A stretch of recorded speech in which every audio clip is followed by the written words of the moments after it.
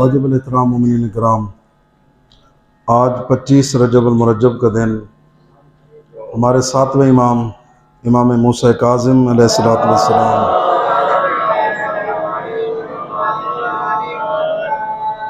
की शहादत का दिन है। उसी मुनासबत से चंद कलमात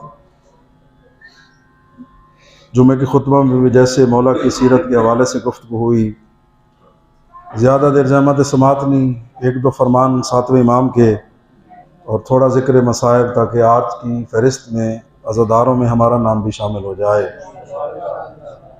हम खुश नसीब हैं, अल्लाह ने हमें ऐसे अजीम इमाम अता फ़रमाए, सीरत के लिहाज से बेमिसाल, अज़मत के लिहाज से बेमिसाल, किरदार के लिहाज से बेमिसाल। अल्लाह ने जो हमें इमाम अता फ़रमाए, अपने ज़माने में सबसे ज़्यादा अल्लाह की इबादत करने वाले, सबसे ज़्यादा अल्लाह की मखलूक का ख्याल रखने वाले और इल्म के लिहाज से रसूलुल्लाह के इल्म के वारिस। और सातवें मौला का फरमान है, जब किसी ने पूछा मौला इमाम जो हक़ का होगा उसकी शराइत क्या है, मौला ने फरमाया शराइत तो बहुत सारी हैं, एक शर्त ये है कि जो इमाम हक़ होगा उसकी ज़ुबान पर कभी ये जुमला नहीं होगा कि मैं नहीं जानता। इमाम होगा ही वही जिससे सारी चीज़ों का इल्म होगा, जिसके पास कुरान का सबसे ज़्यादा इल्म होगा, हदीस का सबसे ज़्यादा इल्म होगा, कायनात के ज़र्रे ज़र्रे का इल्म होगा, क्योंकि इमाम वही है जो कुल्ला शैन अहसैनाहु फी इमाम मुबीन का मिस्दाक है। और मेरे दोस्तों बुजुर्गों, हमारे आइम्मा का जो खासा है वो सीरत और किरदार है कि इन हस्तियों ने अपने किरदार के ज़रिए, अपने अखलाक के ज़रिए बदतरीन दुश्मनों से मनवाया कि हक़ का इमाम कौन है। मौला का दौर का एक छोटा सा वाक़िया, एक बंदा हर वक्त मौला से, बाद लोगों को खाम खा का दूसरों से दुश्मनी होती है, कोई वजह नहीं, दूसरों को तंग करना, दूसरों के मामलात में टांग अड़ाना वो अपने लिए ऐन वाजिब समझते हैं। ये बंदा भी इमाम को हर वक्त तंग करता। गुलाम कहते, मौला फरमाते छोड़ो, इसका और हमारा क्या मुकाबला है, उसे अपना काम करने दो, हम अपना काम करते हैं। कुछ अरसे के बाद उसका नुकसान हो गया, ज़रात के अंदर छोटा मोटा जिम्मेदारा करता था। इमाम ने फरमाया अच्छा मौका है उसे सबक सिखाने का। लोग समझे कि इमाम जाएंगे, लड़ेंगे, झगड़ेंगे। इमाम अलैहिस्सलाम जब पहुँचे उसके ज़रात के करीब, अपने ग़ुलामों से कहा तुम ये ठहरो। इमाम उसके पास गए, समझ गया मैं हमेशा लड़ता था, तौहीन हमेश कलमात कहता था, शायद आज ये मुझसे लड़ने के लिए आए हैं। इमाम ने सलाम दुआ के बाद एक जुमला कहा, अब्द खुदा मैंने सुना है ज़रात के अंदर, फसल के अंदर तेरा नुकसान हुआ है, अपने नुकसान का अंदाज़ा लगा, मैं फ़र्ज़ंद ज़हरा तेरा नुकसान पूरा करने आया हूँ। गौर कीजिएगा मेरे दोस्तों बुजुर्गों। और इसी के साथ एक और फरमान मौला का मुत्तसिल कर दूं, ये दो फरमान और थोड़ा सा जिक्र मसाइब। तो मेरे दोस्तों बुजुर्गों, वो मोमिन नहीं हो सकता जो किसी दूसरे मोमिन को तकलीफ में देखकर खुशी का इजहार करे। जी, मोमिन को, मुसलमान को गम में, तकलीफ में देखकर दुखता है, उसके लिए जितना कर सकता है करने की कोशिश करता है। जब तारीख ने लिखा कि रह ईरान का एक अस्फहान, आजकल रह जो ईरान का दारुल हुकूमत है इस वक्त मौजूदा तेहरान, उसके साथ का एक इलाका था। उस ज़माने का इतना बड़ी उसकी चाहत थी कि उमर साद चाहता था कि मैं रह का हाकिम बन जाऊँ, और इसी हाकमियत की खातिर इसने फ़र्ज़ंद ज़हरा का खून बहाया। और मौला ने फरमाया था तू दुनिया आखिरत की खसारा भी हासिल कर लेगा और तुझे रह का एक गंदम का दाना खाना भी नसीब नहीं होगा। उसी रह का गवर्नर, उसी का जो हुक्मरान था गवर्नर, वो आले मोहम्मद का चाहने वाला बन गया। इसी ईरान का रहने वाला एक बंदा हज पर गया, हज से वापसी पर मदीना आया, सातवें इमाम से ज़ियारत मुलाकात हुई। उसके जहन में आया जिस तरह मैं मौला मूसा काज़िम का शिया हूँ, हमारा गवर्नर भी आशिक़ के मौला मूसा काज़िम है, उनका शिया है, चाहने वाला है। क्या ये बेहतर हो कि मेरा काम है, मसाइल हैं, मुश्किलात का शिकार हूँ, मेरे मसले हल हो जाएँ। इमाम से दुआ सलाम के बाद कहते हैं फ़र्ज़ंद रसूल, हम अपनी हाजतें आपके सामने नहीं रखेंगे तो किसके सामने रखेंगे, आप हमारे इमाम हैं, मेहरबान हैं, दीनी दुनियावी हमारा सब कुछ आपके सदक़े में मिलता है। मौला फरमाते हैं अपनी हाजत बयान कर। मौला मेरी हाजत ये है कि जिस तरह मैं आपके दर का ग़ुलाम हूँ, तो इस वक्त रह का गवर्नर है वो भी आपके दर का ग़ुलाम है, कुछ सिफारिश कर देना, मेरे मुश्किल तरीन काम है, हालात की वजह से बिल्कुल तंग हो चुका हूँ, आपकी सिफारिश की वजह से मेरी तंगी खुशहाली में बदल जाएगी। इमाम ने कागज़ कलम लिया, इन्हीं लफ्ज़ों पर गौर कीजिएगा, कागज़ कलम लिया, कागज़ कलम लेकर मौला ने एक हदीस लिखी और उसके हवाले कर दी। क्या? बिस्मिल्लाहिर्रहमानिर्रहीम, आज तरफ मूसा इब्न जाफ़र, मैं तेरा इमाम तुझसे मुखातब हूँ, मुझ तक मेरे नाना की हदीस पहुँची है, क़यामत के दिन हर बंदा साए की तलाश में होगा, माशर की गर्मी मुश्किल तरीन दौर होगा, अल्लाह 3 लोगों को अर्श का साया अता करेगा। जी, क़यामत के दिन 3 लोग अर्श खुदा के साए के अंदर होंगे। कौन कौन से? मौला फरमाते, पहला वो जो किसी मोमिन की तकलीफ को दूर करे, दूसरा वो जो किसी मोमिन की हाजत रवाई करे, तीसरा वो जो मोमिन के दिल को खुश कर दे। जी, ऐसा काम किया, मोमिन खुश हो गया, उसकी तकलीफ बदल गई, उसकी तंगी खुशहाली में बदल गई, उसकी हाजत पूरी हो गई, उसकी माली परेशानी दूर कर दी। और मैं तो ये समझा हूं ये लफ्ज 3 है, मतलब एक है। जी, ये 3 ही है ना, 3 लोग अर्श के साए तले होंगे, और दर हकीकत एक ही है ना, मोमिन को खुश करेगा, मोमिन को खुशहाल रखेगा, मोमिन की हाजत रवाई करेगा, उसे जिस चीज़ की ज़रूरत है, अखलाक की हाजत की ज़रूरत है तो उसके साथ खड़ा होगा, मजहबी सपोर्ट की ज़रूरत है तो उसके साथ खड़ा होगा। यानी जितना आले मोहम्मद के चाहने वालों का ख्याल रखेगा, मौला फरमाते मेरे नाना और मेरा फरमान यही है, क़यामत के दिन उसे अर्श खुदा का साया नसीब होगा, जो मुश्किल में किसी मोमिन के सर पर साया करेगा। तो जो फरमा रहे हैं आप हज़रात, एक मरतबा सलवात पढ़ दें, अल्लाह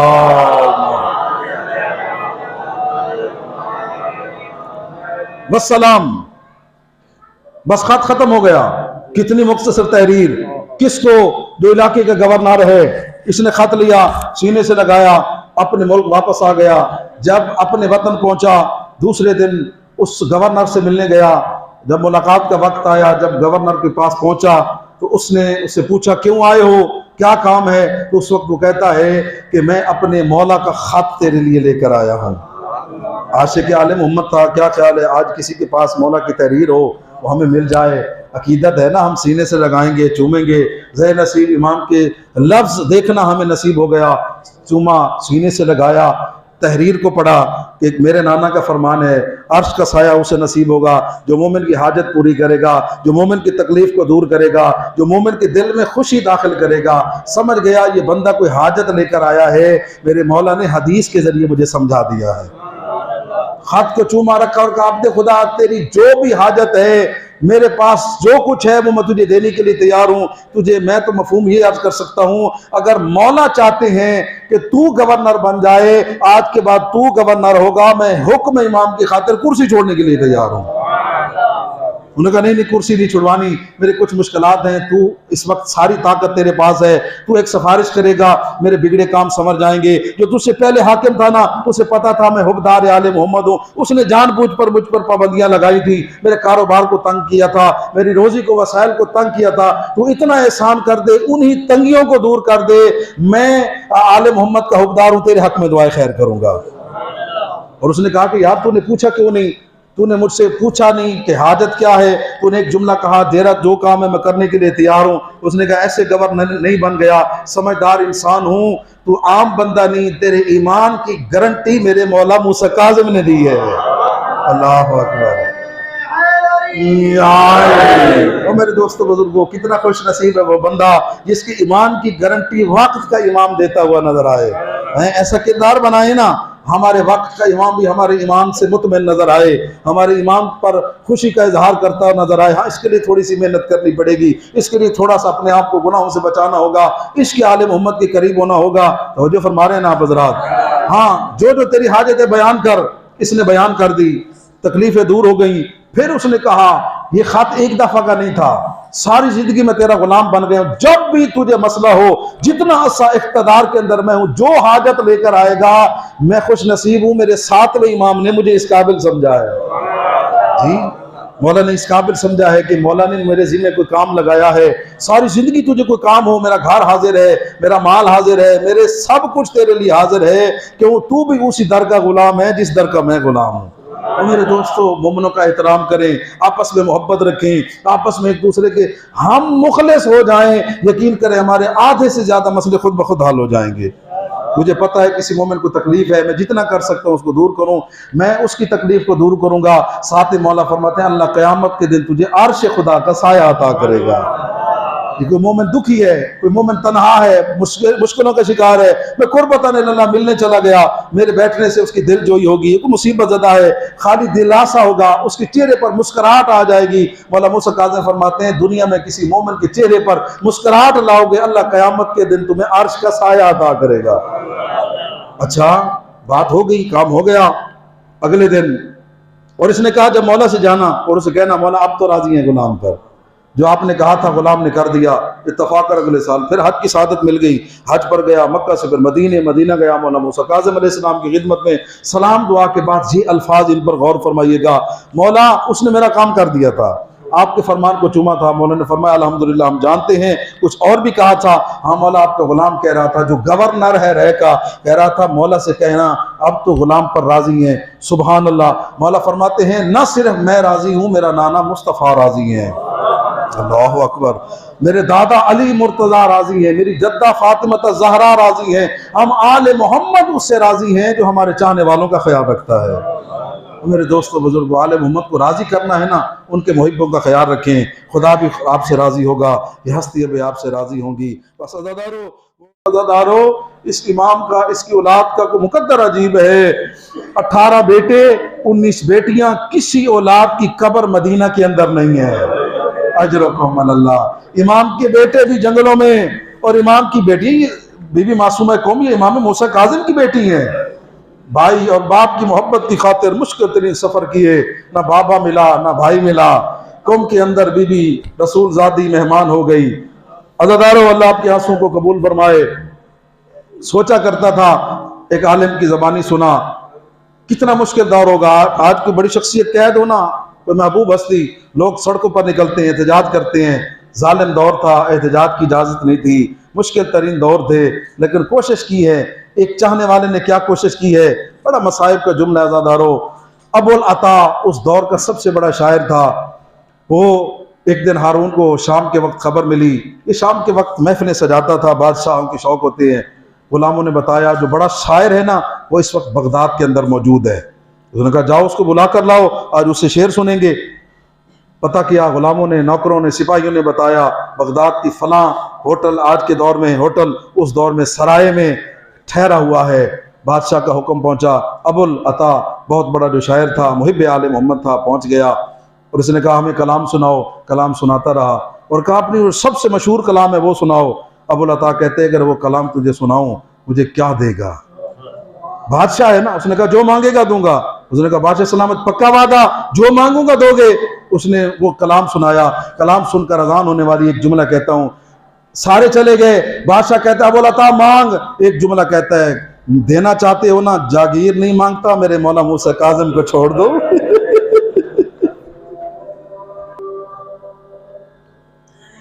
अज़ादारो तसव्वुर करें, बहुत बड़ा शायर हाकिम वक्त कहता है जो इनाम मांगेगा तुझे दूंगा। जब सब चले गए, हारून कहता है तूने इनाम नहीं मांगा। कहते बादशाह मैं तुझसे जागीर नहीं मांगता, मुझे पैसा नहीं चाहिए, हमारे इमाम को छोड़ दे। सब्र तो कर, इमाम की बेटियां, इमाम की औलाद किस तरह जिंदगी गुजार रही होगी। थोड़ी देर तक तारीख कहती है हारून चुप करके बैठा, मुस्कुरा कर एक जुमला कहता है जा अबुल अता, तीसरे दिन तेरा इमाम आजाद होगा। तो आप रो पड़े हैं। अबुल अता नहीं जानता था कि इमाम के साथ क्या होगा, वो तो खुश हो गया ना, ये जालिम मेरे इमाम को रिहा कर देगा। अपनी रिहाइश गाह पर वापस आया, अपने घर वालों से कहते तैयारी करो, 3 दिन के बाद हमारा इमाम रिहा हो जाएगा। तो मफहूम अर्ज कर सकता हूँ, आज 25 रजब का दिन था, सुबह सुबह उठा, नया लिबास पहना, फूलों के सेरे हार उठाए हुए कैद खाने के दरवाजे के सामने खड़ा है, मेरा इमाम रिहा होगा, मैं इमाम की खिदमत में सलाम करूंगा, मौला को फूलों का हार पेश करूंगा, अपने इमाम को साथ लेकर मदीने जाऊंगा। जब इमाम घर जाएंगे मैं अपनी बीवी को भेजूंगा, कहूंगा रसूल ज़ादियों से कहना मेरे लिए दुआ कर दे। लेकिन अज़ादारो तकदीर ने कुछ और सोचा हुआ था। थोड़ी देर गुजरी, कुछ कैदी निकले, सिपाहियों से पूछता है मेरे इमाम नहीं आए? का इंतजार कर। थोड़ी देर गुजरी, बस अज़ादारो आखिरी लफ्ज और इल्तमास दुआ, इससे ज्यादा पढ़ने का हौसला नहीं है मेरे जिगर के अंदर, नमाज का वक्त भी गुजर रहा है। थोड़ी देर के बाद फिर पूछा। सिपाही कहते सब्र कर, तेरा इमाम आने वाला है। अज़ादारों मेरी तरफ देखना। थोड़ी देर के बाद जिंदान का दरवाजा खुला, लकड़ी के तख्ते पर अजरकुम वल्लाह एक जनाजा आया जिसके हाथों में हथकड़ियां थी, पांव में बेड़ियां थी। ये डरता हुआ दिल में हौल उठ रहे हैं। सिपाहियों से पूछता है ये कौन है? कहा यही तेरा इमाम मूसा।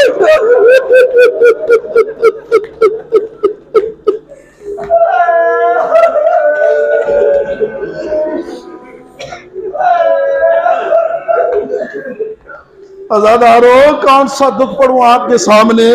वतन में जिसके 18 बेटे थे, मजदूर जनाजा लेकर आए। पुले बगदाद पर बेवारसों की तरह जनाजा रख दिया गया। आज़ादारों आले मोहम्मद के घर के 2 जनाजे हैं जो जिंदान से उठे हैं। एक 7वें इमाम का जनाजा, दूसरा बीबी सकीना का जनाजा। जब मेरी पाक बीबी की शहादत है जिंदान में, तब भी हाथों में रस्सियां थी। इमाम मूसा काज़िम की शहादत हुई, तब भी हाथों में हथकड़ियां थी। बोले बगदाद पर जनाजा रखा गया। गुजरते हुए कहते थे ये शियों के इमाम के जनाजे। मैं कहूँगा मौला आपके मसाइब पर कुर्बान, आपने बड़े जुल्म बर्दाश्त किए, बड़ी तकलीफें बर्दाश्त की। मौला आपको जहर दिया गया, आपका जनाजा मजदूरों ने उठाया। बाद में लोग आए, झगड़ा लड़ाई करके इमाम का बदन लिया, गुस्ल दिया, कीमती कफन देकर काज़मैन जहां रोज़े दफन किया गया। मैं कहूँगा मौला आपके दुखों से बढ़ गया है मेरे मौला हुसैन का दुख। आपकी बेटियां वतन में थी, 70 कदम के फासले पर मौला हुसैन की बहन देख रही थी। सरे हुसैन काटा गया। थोड़ी देर के बाद बीबी फिजा से पूछा, अम्मा फिजा ये घोड़े दौड़ने की कैसे आवाजें हैं? अम्मा फिजा रो कर कहती है, बीबी कैसे मैं मुंह से बयान करूं, तेरे हुसैन की लाश है, उस पर घोड़े दौड़ा दिए।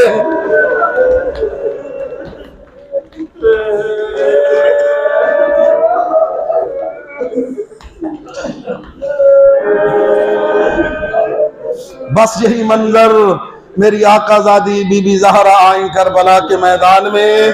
बाबा मुस्तफ़ा साथ है, मौला अली साथ है, इमाम हसन साथ है। एक तरफ खड़ी हो गई। किबला नुतकानी साहब के जुमले हैं। वो कहते हैं कि बीबी ज़हरा रो कर कहती है, बाबा यही अजर रिसालत है जो तेरी उम्मत ने दिया है।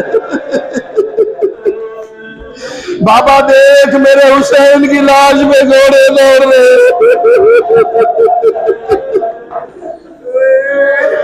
अज़ादारों पुले बगदाद पर मौला मूसा काज़िम का जनाजा रखा गया। मैंने उलमा से सुना है जानवर उधर रुक गए, इधर के जानवर इधर रुक गए। मौला के बदन के एहतराम में जानवर नजदीक नहीं आए। मेरे दिल से रोकर जुमला निकला, काश यही जानवर 10 मुहर्रम को अगर इनके अंदर भी वो शऊर आता, क्योंकि इम्तिहान था ना मेरे मौला हुसैन का। मेरे मौला का लाशा पामाल न होता, 11 मुहर्रम को बहन न कहती मेरा भाई हुसैन तू है तो ये बता तेरी हालत क्या है, तेरा सर कहाँ। अल्लाह लानतुल्लाह अलल कौम ज़ालिमीन।